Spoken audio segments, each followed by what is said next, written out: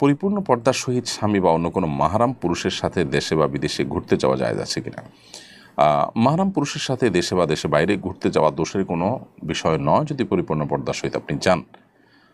আল্লাহ তাআলা মেয়েদেরকে একেবারে ঘরের মধ্যে বন্দী হয়ে থাকতে বলেছেন, কোথাও সফর করার কোনো অনুমোদন নাই, এরকম কোনো কথা তো বলেননি আল্লাহ তাআলা কোরআন বা সুন্নাহ কোথাও। অতএব এই বিষয়টি আপনারা অর্থাৎ নারীরা তারা অবশ্যই এই সুযোগটা নিতে পারেন, অর্থাৎ সফর ভ্রমণ, সেটা শিক্ষার উদ্দেশ্যে, সেটা দেখার উদ্দেশ্যে, চিকিৎসার উদ্দেশ্যে বা অন্য কোনো উদ্দেশ্যে, শুধু ঘুরতে যাওয়ার উদ্দেশ্যে হতে পারে। আল্লাহর কুদরতের নিদর্শন দেখবেন, রিফ্রেশমেন্টের জন্য নানা উদ্দেশ্যে এই ধরনের সফর হতে পারে, এটি কোনো নাজায়েজ বা নিষিদ্ধ কোনো বিষয় নয়। যানবাহনে থাকা অবস্থা নামাজের সময় হলে মেয়েদের কী করণীয়? অনেক সময় নামাজের সুযোগ থাকে না। দেখুন, যানবাহনের মধ্যেও নামাজ পড়তে হবে, অক্ত হলে প্রয়োজনে নেমে যেতে হবে, কোথাও নিরাপদে দাঁড়িয়ে নামাজ পড়তে হবে। আশেপাশে বিশেষ করে মুসলিম অধ্যুষিত জায়গা, যে কোনো দোকানে, যে কোনো জায়গা, যে কোনো অফিসে যদি অনুরোধ করা হয় সাথে মাহরাম পুরুষ থাকে, তাহলে একটু নামাজের জায়গা বের করা কোনো জরুরি কিছু না। আর মসজিদ সব জায়গায় কম বেশি আছে, মসজিদে চাইলে নামাজ পড়া যাবে। একটু কোনো কোনো ক্ষেত্রে হয়তো মেয়েদের নামাজের ব্যবস্থা নাই, সেক্ষেত্রে একটু আপনার অস্বস্তি পড়তে হয়, কিন্তু তারপরে পড়া যায় এবং পড়তে হবে। নামাজটা এমন একটা বিষয় যেটা আসলে কোনো অজুহাত দিয়ে এটাকে পেছানোর সুযোগ নেই। সো যানবাহনেও এভাবে আপনাকে নামাজ পড়তে হবে, হয় যানবাহনের ভেতরে যদি ওরকম থাকে, আর না হলে নেমে বাস টাস যদি হয় লোকাল বাস বা আপনার দূরপাল্লার বাস, সেক্ষেত্রে নেমে নামাজ পড়তে হবে। যে কোনো মূল্যে তাদেরকে রিকোয়েস্ট করতে হবে। যদি কোনোভাবে নামার সুযোগ না থাকে, তারা কথা না শোনে, তাহলে সেটা তো নিরুপায়, ভিন্ন কথা। আমি একজন প্রবাসী, ঈদের দিন আমি ঈদের নামাজের সুযোগ পাই না, এক্ষেত্রে করণীয় কি? আপনি ঈদের নামাজের সুযোগ নিয়মিত না পাইলে বছরকে বছর এভাবে ঈদের নামাজ যদি আপনাকে বাদ দিতে হয়, তাহলে এটা তো দুর্ভাগ্যজনক। বরং আপনার এমন কোনো চাকরি খুঁজে দেখা উচিত যেখানে ঈদের নামাজ আপনি পড়তে পারবেন। আপনি যেখানে গিয়েছেন সেখানে নামাজ বা ইসলাম পালন, অন্যান্য বিষয়াসহ যদি আপনার জন্য কষ্টকর হয়, তাহলে সেক্ষেত্রে সেখানে যাওয়াটাই আপনার জন্য আসলে শরিয়ার দৃষ্টিকোণ থেকে অনুমোদিত হয় না। একজন মুসলমান তার দিনকে জলাঞ্জলি দিয়ে, দিনকে বরবাদ করে তারপর তিনি শুধুমাত্র বৈষয়িক উন্নতি করবেন, এটা আসলে তার ইমানের সাথে যায় না। এজন্য আমাদের সেই বিষয়টাকে খেয়াল করতে হবে। এরপরে এমডি শফিকুল ইসলাম আপনি লিখেছেন, আমার বাবা মা দুনিয়াতে নাই, আমার আমরা চার ভাই আলাদা থাকি, সবার টাকা দিয়ে এক নামে কোরবানি করা যাবে কিনা? বা শফিকুল ইসলাম, আপনার বাবা মার প্রতি রহম করুক, তারা দুনিয়াতে নাই আমরা জানলাম। আর আপনারা চার ভাই যারা আলাদা থাকেন, তারা সবাই টাকা দিয়ে একটা নামে কোরবানি করলে, সবাই টাকা দিয়ে একটা নামে কোরবানি করলে হবে না, যে কোনো একজন হবে যে আপনি সবার তরফ থেকে কোরবানি করবেন, এটা হতে পারে। অথবা সবাই টাকা দিয়ে এলেন একজনকে, যে তুমি বাবার তরফ থেকে করো, মার তরফ থেকে করো, এরকম করে মালিক বানিয়ে দিলেন একজনকে। টাকাটা সবাই দিলেন, কিন্তু মালিক বানিয়ে দিলেন একজনকে, তিনি সবার তরফ থেকে, বাবা আমার তরফ থেকে কোরবানি করলেন, সেটা হতে পারে। কারণ যে কোনো একটা শেয়ারের একজন মালিক থাকতে হবে, একাধিক ব্যক্তি একটা শেয়ারের মালিক হতে পারেন না। কোরবানি না করে কোরবানির টাকা গরিবকে দান করার জন্য অনেকে উদ্বুদ্ধ করে। প্রত্যেক ঈদুল আজহার আগে একটা শ্রেণীর মানুষ এ নিয়ে সামাজিক যোগাযোগ মাধ্যমে লেখালেখি শুরু করে। এ ধরনের চিন্তা লালন করা শরীর দৃষ্টিকোণ থেকে কেমন কাজ?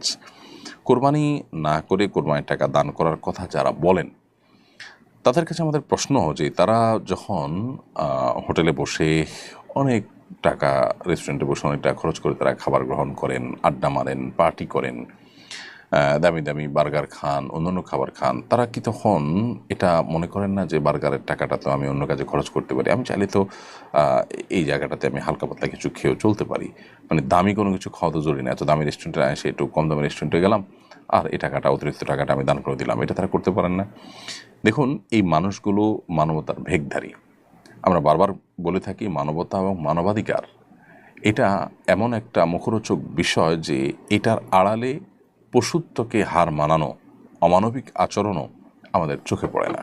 সেগুলোকে ঢাকবার জন্য মূলত এই সমস্ত মুখরোচক স্লোগানগুলো দিয়ে থাকে এক শ্রেণীর মানুষ, সেটা দেশে, দেশের বাইরে, সব জায়গায় আছে।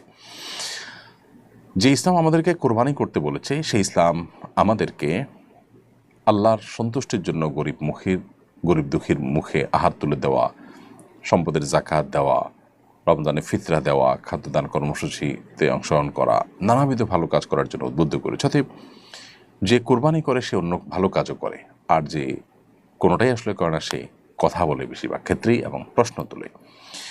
দেখুন, কোরবানি এমন একটা ইবাদত যে এটা না হলে গরিব ক্ষতিগ্রস্ত হবে। আমরা জানি যে গত কয়েক বছর ধরে আমাদের দেশে কোরবানির হার অনেক বেশি বেড়েছে। 2022 সালে কোরবানি হয়েছে প্রায় 90,000-এর বেশি গরু। 2023 সালে কোটির ঘরে পৌঁছেছে, 24 সালে কোটি 1 কোটি কয়েক হাজারে পৌঁছেছে, কয়েক হাজারে পৌঁছেছে। আর গত বছর 1 কোটি কয়েক লাখে পৌঁছেছে এবং প্রতি বছরই প্রায় 1 কোটি গরুর মতো আমাদের দেশে অলমোস্ট কোরবানি হয়ে থাকে।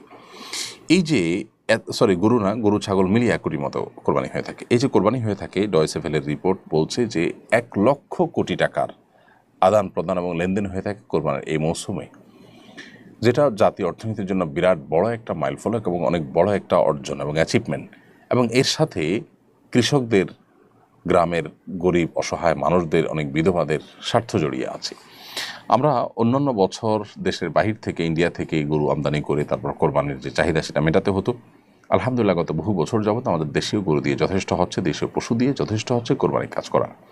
1 লক্ষ পশু মাত্র একদিনে জবে করতে হবে, তার জন্য হাজারো খামারি, কৃষক, চাষি তারা কিন্তু গরু ছাগল এগুলো লালন পালন করে, বড় করে, এরপরে সেগুলো বিক্রি করে তারা মুনাফা অর্জন করে। অর্থাৎ এই কোরবানিটা অনেক গরিবের স্বার্থকে রক্ষা করে। এরপর আসুন, আমিষের যে প্রয়োজন সেটি অনেক গরিব অসহায় মানুষেরা সারা বছর মেটাতে পারেন না। কোরবানি তাদের আমিষের ঘাটতি পূরণের বা আমিষের প্রয়োজন পূরণের অন্যতম সূত্র বা অন্যতম মাধ্যম।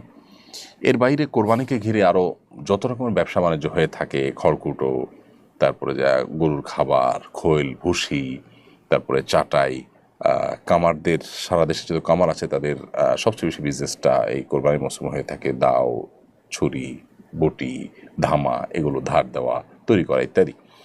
এরপরে কাঠের গুঁড়ি তৈরি করে সেটাতে গোশত বানানো, কসাইদের ইনকাম, বহুবিধ শ্রেণী মানুষ, এমনকি আজকাল তরুণরা অনেকে বিভিন্ন এলাকাতে ছোটো ছোটো গরুর বিক্রি করার অনলাইন প্ল্যাটফর্ম, অফলাইন প্ল্যাটফর্ম বিভিন্নভাবে তারা তৈরি করে তারা বিজনেস করছে এবং তারাও উদ্যোক্তা হয়ে উঠছে। এটা যদি আরও সামনে আমরা বাড়াতে পারি তাহলে দেশের বাইরে আমরা রপ্তানি করতে পারবো। ইন্ডিয়া এবং ব্রাজিল, বহু দেশ, অস্ট্রেলিয়া, বহু দেশ তারা কিন্তু প্রচুর পরিমাণ গরুর গোশত বাইরে রপ্তানি করে। তারা কিন্তু বহু ছাগলের গোশত রপ্তানি করে, দুধ প্রচুর পরিমাণে হয়। আমরা কোরবানি যেই আপনার যেভাবে অগ্রসর হচ্ছে 2022, 23, 24, 3 বছরের হিসাব যদি আমরা বেশ করে দেখি যে 90,000 বা 90,000 প্লাস, সেখান থেকে 1 কোটি, 1 কোটি কয়েক হাজার, 1 কোটি কয়েক লাখ, যেভাবে আমরা বাড়তে যাচ্ছে কোরবানির পরিমাণ এবং পুরো চাহিদাটা দেশেই আপনার পূরণ করার ব্যবস্থা হচ্ছে এবং উৎপাদন হচ্ছে, তাতে ইনশাআল্লাহ এই কোরবানি জাতীয় অর্থনীতিতে অনেক বড় ধরনের ভূমিকা ইতিমধ্যে যেটি রাখছে সেটা আরও অনেক বড় আকার ধারণ করবে ইনশাআল্লাহ তাআলা। আর যারা ইসলাম এবং মুসলমানদের ব্যাপারে যাদের অ্যালার্জি আছে তারা অনবরত সমালোচনা করেই যাবে, যারা জাতীয় অর্থনীতিতে তেমন কোনো অবদান হয়তো রাখার সুযোগই পায়নি। কাফিয়া ফারি আপনি লিখেছেন